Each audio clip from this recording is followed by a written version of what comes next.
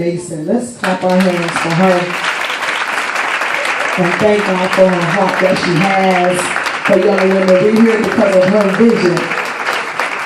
And it's hard to find young women who are not selfish and willing to sacrifice and give of their time, of their money, just everything. This is my first time meeting her, and her personality it lights up a room, and you can just feel her sincerity and her genuineness. You know, you have so many people that say that they want to make a difference, but most of the time the motive is to push themselves, and the motive is for, you know, them to be known and for them to receive notoriety. So when you have someone that's doing it just because they love people, they deserve to be celebrated. And so today we celebrate you, and we honor you. You're honoring us, but we're honoring you today, and we're thanking you for all that you're doing to impact these young ladies. We celebrate the 4 young ladies that came before us. That's not easy. I'm always nervous when I have to speak before people. As a matter of fact, right before I speak, I go use the bathroom about 3 times. And it's a habit. I preach at churches, and right before they put me up, I tell the pastor I'll be right back. So I know that how much it took, how much boldness it took to come before us today. And we salute you all too. Let's give them a hand. I stand as just one voice, along with each and every one of you all here in the room. Such an honor to be amongst movers and shakers, world changers, people who are not just called to impact just their local community, but people who are called to impact the world at large. And as someone said before, we are living in a very terrible and sad day. The world is not going to get any better, but it's going to get worse. And as things get worse in the world and in the educational system and in the economic system, I just believe that God is raising up men and women that will stand as a voice to represent Him, voices of standards, voices of morals, voices that will stand with integrity and with character. And that's what we are missing here in the world. Sad to say that the world has already presented us their model. When you look on television, you listen to the radio, when you watch the news in the communities, the world has done a good job with pushing what we should implement and what we should try to follow after. I don't want to step on anybody's toes, because I'm sure we have a lot of scandal watchers here. And there's a new show out called Empire, and Mary Jane, and Real Housewives of Atlanta. Shows that we all sit in front of the television, and there's somebody to interrupt us while we're watching it. And as we're watching these shows, we're celebrating women on these shows that are not pushing morals and standards, but we are celebrating women that say it's okay to be the second woman. We're celebrating women that say it's okay to be deceptive and to use trickery to get what we want. It's okay to sleep with another woman's husband. Why y'all so quiet? You know, that's what's being pushed now on the shows. What's being pushed now is women saying, you know, in order to get attention, we got to show almost everything. Take off all of our clothes. And this is what we enjoy. This is what we watch. Some of us that go to church, we miss Bible studies to make sure we don't miss Empire. And so the enemy is very shrewd. He's very subtle, and he knows how to push his agenda. And so as the enemy is pushing his agenda in every avenue possible, it behooves us to push God's agenda.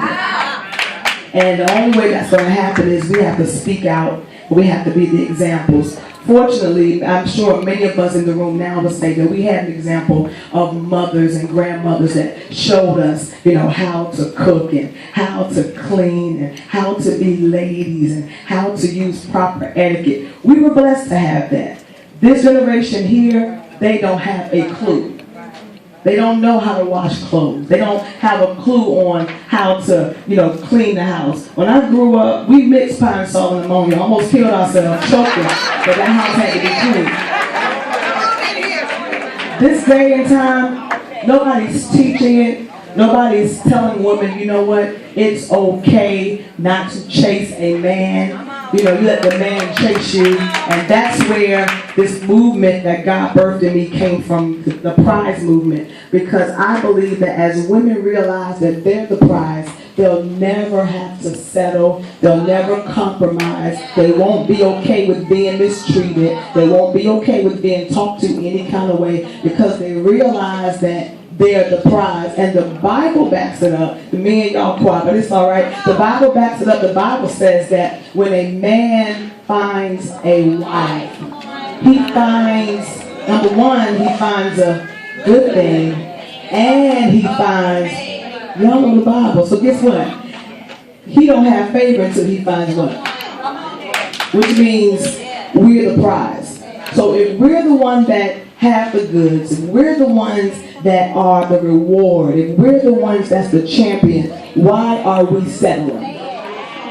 Why do we feel comfortable coming out the house any kind of way and dare somebody to look at us crazy? It's really embarrassing when we go out into Walmart and we see our people with the rollers in their hair and the pajama pants and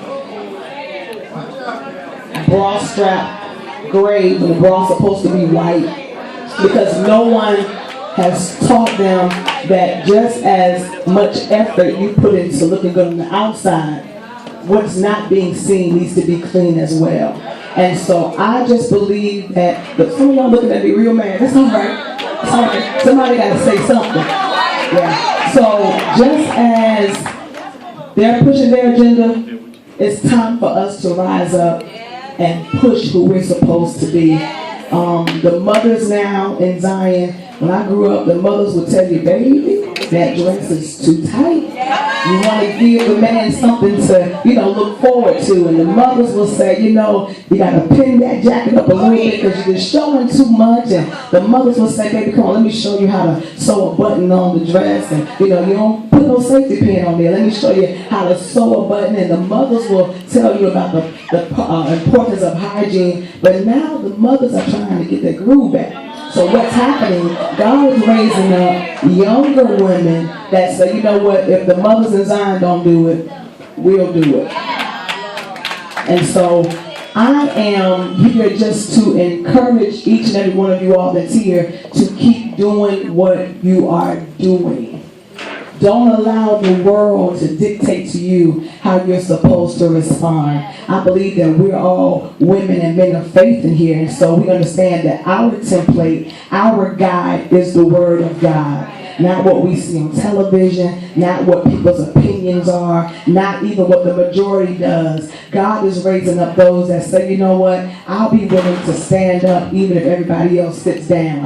I'll be willing to speak against what's going on that I know is wrong, even if the majority is saying, ain't no harm in it. It's okay, to be the second woman. At least I can buy me some new clothes. At least I can put on some red bottoms. So what? He going home to his wife. I'm still getting what I need. How about women that can say, you know what, I don't need a man to buy me red bottoms because I can buy my own red bottoms. I don't need a man to make me feel like I'm somebody because I already know who I am, because when God created me, He created me wonderful. He created me beautiful. And any man that does not recognize who I am, that means he does not deserve me. So when you learn that lesson at this age, you won't make the same mistakes that we've made in our older age. The mistakes are made when we're looking for validation and we're looking for affirmation and we're looking for somebody to tell us, we love you. And so you end up looking for love in all the wrong places because of that void. The only one that can fill the void, that longing, that desire to be appreciated is God. Is the Lord. A man can't do it. Your job can't do it. Money can't do it. Sex won't do it. Shopping won't do it. All of those are just temporary fixes. And then once that wears down, you're back in a place where you're wanting, where you're lacking, and now you're looking for the next fix to carry you over for a short time. When you become so whole and complete in God, you begin to now attract who you are. Take some inventory on what you're attracting to you. Let's be honest. You know, you keep having jokers come and introduce themselves. You got to take care of them. They don't want to work nowhere. You driving better than them. You making more. Hey, I'm not against the man that's trying to do something. I'm talking about men that look for women to take care of them. And then you keep attracting the same man to you. You know why? Because you attract who you are. When a man can look at you, and not just a man, anybody, when you step into a job, you're being sized up. The way you dress, the way you walk, the way you talk, the way you give eye contact, that demands people to respect you. If you don't respect yourself, people are going to treat you the way you treat yourself. And you don't have to go around saying, you're going to respect me. All you got to do is just be. And everything is going to line up with the way that you are. We are living in a day that women don't respect themselves. And we use the excuse, well, I didn't have nobody to tell me. I didn't have a mother to show me. I didn't have a grandmother. Well, look at what God has raised up. Be a Girl Foundation, Prize Foundation. All of these women that's being honored in the Hampton Roads area. We have some examples. We're not left without a witness. God is raising up women everywhere. And I don't want you to get discouraged. I don't want you to feel like your impact is not necessary, even if you're changing one life. One life, that makes difference. The Bible says if one can chase 1,000, how many lives can be changed if we all got on the same page? If we're all speaking the same thing? How many lives could be changed? How many young women will not get into the situation where they're having children out of wedlock?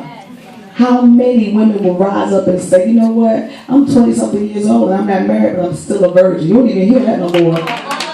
The word virgin is like, huh? We don't hear it because the world has pushed what they want. They're pushing used contraceptives. I'm not against that. But you don't have a voice saying, you know what, it's okay to save yourself from marriage. It's okay to say, you know what, you don't measure up to my standards, and you know, when you can come back. Don't make people feel like you're too bougie. Well, you know what, your standards are too high. You'll get a man if you lower it. You can't lower your standards. You can't. If they can't measure up, if you're a Mercedes-Benz and they're comfortable being a Pinto, let them drive a Pinto. And you wait for God to send you that one that understands who you are, whose vision is big enough not just for him, but big enough for you. And you're saying, well, why are you pushing the marriage thing so much? Because every girl has a desire one day to be loved and to be married and to have children. That's every woman's desire. Should be. As a little girl, I watched my mom and dad. I said, man, I want to have that one day. I want to, have a man pat me on the butt and say, I love you. That's what I used to see my dad do to my mom. So this is what they're aspiring for, but we got to make sure they're aspiring for the right thing, for the right example, for the right picture. And so today, I believe that God has placed it upon Sierra's heart, not just to honor, but I believe it was very timely for all of us to come together in one place, just to be ignited again, because it's so easy to lose passion. It's very easy to lose a burden. It's very easy to become discouraged and say, you know what I'm doing is not worth it. I only got 4 people in my program. I don't have the help from the parents. You're going to be the greater voice than some of these children's parents. They'll spend more time with you than they spend at home. So that time that they have with you, use that time to pour into them everything that you have. And you may say, well, you know what? I don't know. I don't feel qualified. Use your stories. Testify of how God brought you out. Talk about your failures. And, we're not, the baby did sing, we're superwoman. And yes, we are. But that doesn't mean we're perfect. And I believe that when we share our mistakes, you know what? I was a young, fast girl, and, I made some mistakes, and I don't want you to do the same thing I did. I believe when we're transparent, that's a great impact. When we put up this picture as if we've never made a mistake, as if we've never gotten depressed, as if we've never, done some things that we're embarrassed about, then the babies don't feel comfortable to come to us. The way change comes, the way that you're able to impact is they first have to know that they can trust us. And trust is earned when you come on their level and say, you know what, I'm here with you. I understand where you are. I've been where you are. God has brought me out. And the same way God can do it for me, God can do it for you. Very encouraged today. I celebrate each and every one of you all. Sierra told me not to talk long, and so we're not going to talk long, but hopefully and prayerfully the little pep talk that I gave you today will inspire you to leave this place and to impact lives. People are depending on you. And I know it's about women, but our men need us too. Let's hold them accountable. Let's hold them to a standard. Let's not make it easy for them just to be, just a regular. No, let's hold them to the standard of being a king. And there's a king in you. And because I recognize there's a king in you, there's some more work you got to do before you come this way. Right. Because I recognize there's potential in you, I'm going to let you work on yourself and get your degree and get you a job and put some money away so that when it's time, you're going to be ready to handle me. And while they're doing that, guess what? We're working on ourselves. Right. We're not waiting for no man to take care of us. Because the men saying, the women saying, ain't no man out there. I'm on the man's side. Ain't no woman out here. I mean, there's a lot of women in number, but a woman that is quality, you can't find them. And so, this is the day where quality women rise up. They start at this age, at 9, at 5. When they can start walking, that's when you start training them. Start teaching them, walk like a lady. Don't talk so loud, and put your dress down. When you sit down, cross your legs. And when you eat, don't talk with food in your mouth. Those little things will go a long way. And when you instill it in them, later on as they grow, you'll be able to look and say, you know what, I see the fruit of my labor. I commend you all. I celebrate you. Be sure you buy my book before you leave. You are the prize. You want to have that in your archives. Get your bling bling hats. And we are gearing up for our first Girls Summit, which is free and open to the public. And I want everybody to come. I want you to come sing Superwoman. I want everybody to come. It was wonderful. It's March 27th. At Jolliffe Middle School, and we've had to cancel the date several times because of the weather, so we're going with March 27th, and we're looking at this event to be a life-changing event. We're going to have speakers to come in and talk to the youth about fitness and finance and etiquette. We're going to have someone come and talk about the importance of proper communication between a parent and child. We're going to have someone talk about the impact that human trafficking is having, not just in third world countries, but human trafficking is going on right here in Tidewater, and y'all, it's serious. If I could tell you what's going on right here around the corner from this hotel, what's going on in Suffolk on the beachfront, it's really serious. It's one of the largest money-making industries now. Over $30 billion of girls their age being sold, and they're not making a dime. Their pimps are making the money.